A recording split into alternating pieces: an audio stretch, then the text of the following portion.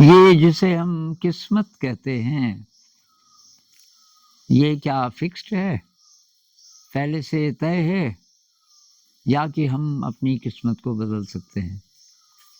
क्योंकि बहुत लोग कहते हैं ना कि जी क्या करना, किस्मत ही ऐसी है।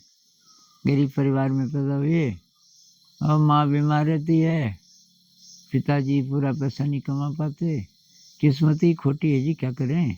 बिज़नेस में भी पैसा लगाया, वहाँ भी फ़ायदा नहीं हुआ, किस्मत ही खराब है जी। ये किस्मत क्या चीज़ है और इसको कौन बनाता है?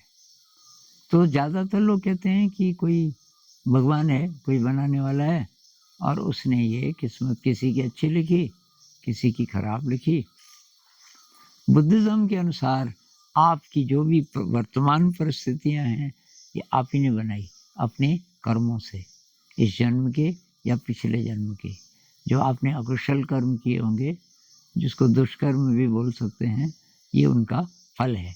और आप अच्छे कर्म करोगे तो आपका भाग्य बदलना शुरू हो जाएगा।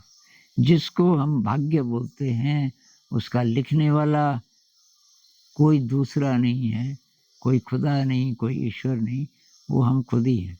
हम ही ने ऐसे बीज बोए जिसकी अब फसल हो रही है।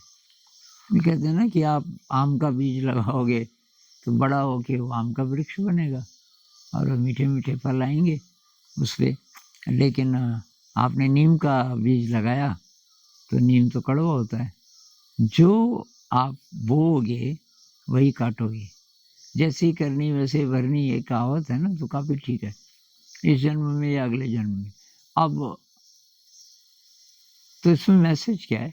मैसेज ये है कि भई हम ऐसे कर्म करें जिससे कि हमारा भाग्य बदलना शुरू हो। क्या भाग्य बदल सकता है? बिल्कुल बदल सकता है। तो उसके लिए हमें अ, वर्तमान क्षण में, पूरे बोध में रहना होगा, जागृत रहना होगा, बस एक ही चीज़ है। तो हम अपने ही कर्म से, अपने ही अच्छे कर्मों से अपने भाग्य को अच्छा कर सकते हैं, बदल सकते हैं।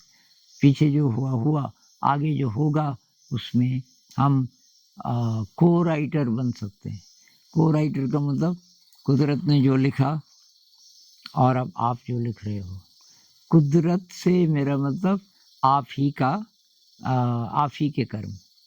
तो कुल मिलाकर के वर्तमान क्षण में चैतन्य रहना है, अच्छे कर्म करने हैं। तो फिर मिलेंगे।